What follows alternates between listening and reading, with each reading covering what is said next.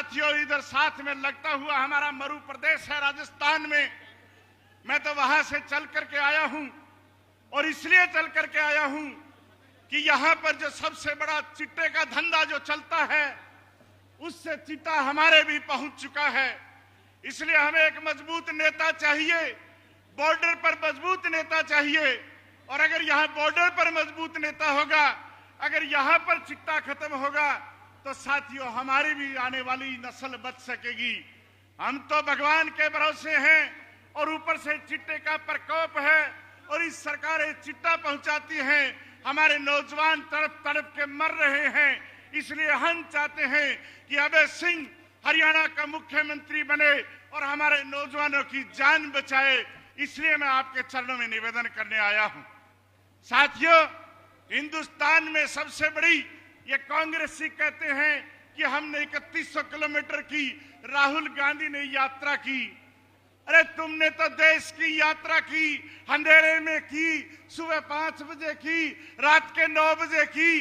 कितने चले कितने नहीं चले, लेकिन अभय सिंह चौटाला ने हिंदुस्तान में नहीं पूरे वर्ल्ड में रिकॉर्ड कर दिया कि एक स्टेट के अंदर 90 विधानसभा और 90 विधानसभा के अंदर इस कड़कती गर्मी में, इस चौमासे में, इस कड़कती सर्दी में, बरसात में 4500 किलोमीटर गांव गांव में जाकर के पद यात्रा की।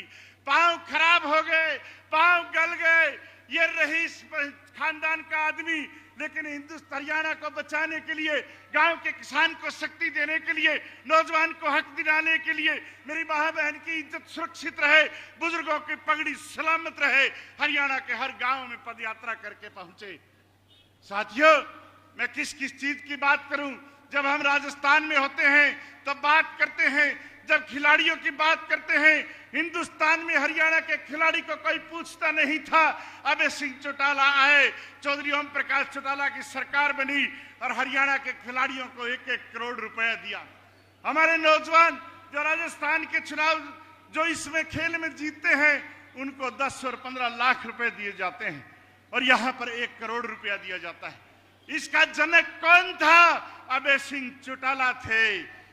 हरियाणा के अंदर कोई न्याय के लिए लड़ाई लड़ी, पानी के लिए लड़ाई लड़ी, तो किसने लड़ी?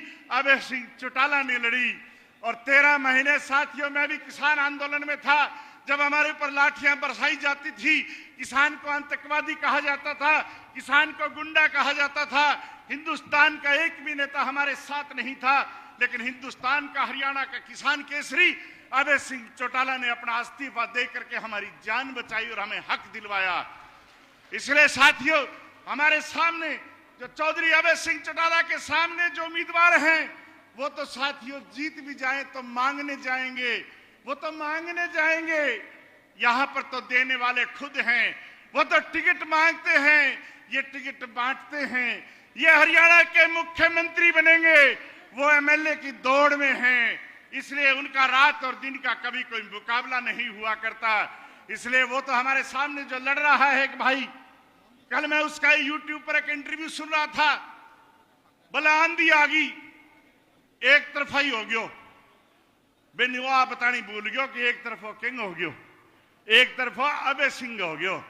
वह भूल से बेचारो, कदे कहे मैं जोटो बन गयो, कदे कहे मैं जोटो बन गयो, मुर्रा नस्ल गऊ, तो जोटो के विकास सुने हो गए हूं, तो जोटो बन गयो गए, कदे कहे मैं की बन गयो।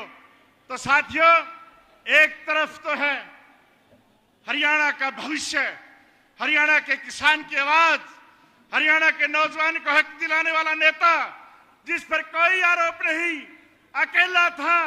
हरियाणा की विधानसभा दुनिया के लोग बैठ के, हिंदुस्तान के, हमारे राजस्थान के लोग बैठ करके देखते थे, मेरे से पूछते थे हरियाणा की विधानसभा कब होगी, जब हम दहाड़ते हुए एक शेर को देखेंगे।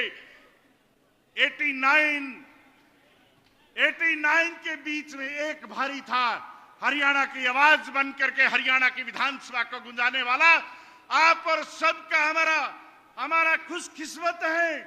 हम सब खुशकिस्मत हैं कि हमारा नेता इतना बड़ा नेता है जो दुनिया की कोई ताकत खरीद नहीं सकती, दुनिया का कोई डॉलर खरीद नहीं सकता, दुनिया की AK-47 डरा नहीं सकती। इसलिए आज सबको हम सब कर को गांव-गांव में घर-घर लगना पड़ेगा और अभय सिंह जो पूरे हरियाणा में जुटेंगे।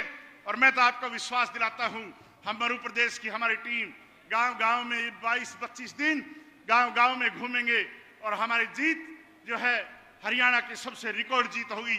तो आपने मेरे को सुना। जय हिंद, जय मध्य प्रदेश।